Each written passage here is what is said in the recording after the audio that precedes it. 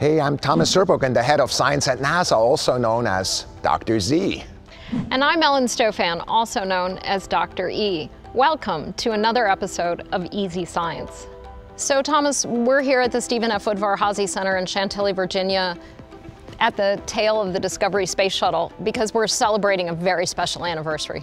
That's right. I just talked to my kid who just started college. He's 18 years old, and astronauts have been in orbit for his entire life. There has been an American in the space station and international partners during the same time. For 20 years, the space station has been inhabited, and what an amazing anniversary of international cooperation. This 6-bedroom building up there, the length of a football field or so, inhabited and doing science. It's incredible. We feel a really close connection to the International Space Station because about a third of Discovery's missions we're helping to construct it. You know, there's modules on the space station from the United States, from Japan, from the European Space Agency, and Russia. And it's such a great example of international cooperation, how even though sometimes we don't get along here on the ground, we can literally go to a higher plane and find a way to cooperate. That's right, 240 astronauts from 19 countries, nearly 3,000 experiments, and many of them, of course, on the inside. But we have multiple experiments from 3 disciplines hanging from the outside of the space station. I'll pick up one. The structure of neutron stars. The internal structure of that is measured by the NICER experiment. And that is right now taking measurements of X-rays in the sky from the space station.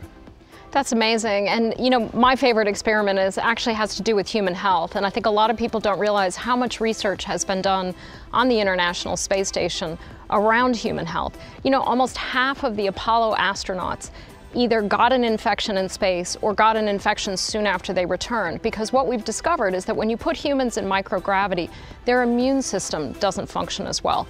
And we've actually done enough experiments on the International Space Station to realize it's the T-cell part of your immune response in your body that's being suppressed. Now, that's fascinating because we can use that information to better understand how our immune system works. And obviously right now in the time of COVID, that's really important information. The other thing that I think about a lot is, and I actually talk to astronauts about it who have been up there for substantial times, is the importance of this experiment called veggie. It sounds just like what it is. It's actually growing plants in space. And what's really exciting is for them, we know psychologically that's really an important part of a livable environment, to have plants, green, that lives there.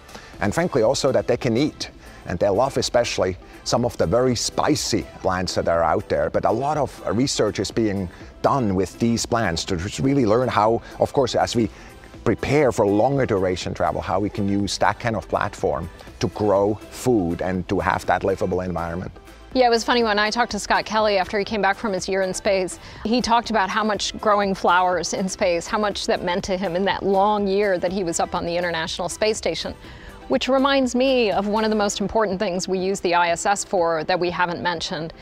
This whole issue of learning to live in space is critical for getting humans not just back to the moon, but on to Mars. It's that 7-month journey to Mars, time on Mars, time back. The International Space Station, we've been using it as a platform to get humans ready, to get our technologies ready to go further out into the solar system. That's exactly right. There's a number of experiments going on right now on the space station that are really about life support systems that we want to use to go beyond, go to the moon first as part of the Artemis program.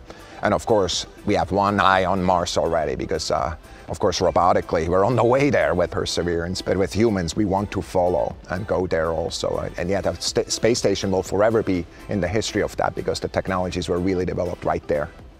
The ISS has been an incredible platform for student experiments.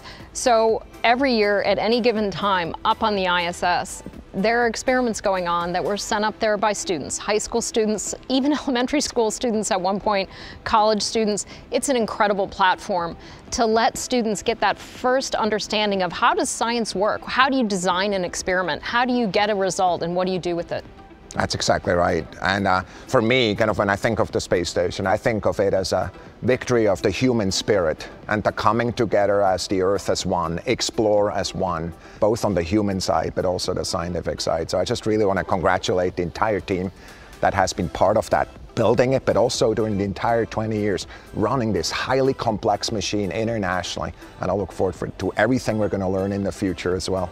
It's an incredible success, and we can't congratulate enough the International Space Station team and all the countries, the European Space Agency, Russia, obviously the US, and Japan, who've been the key core part of the ISS team. Well, I think we're just about out of time.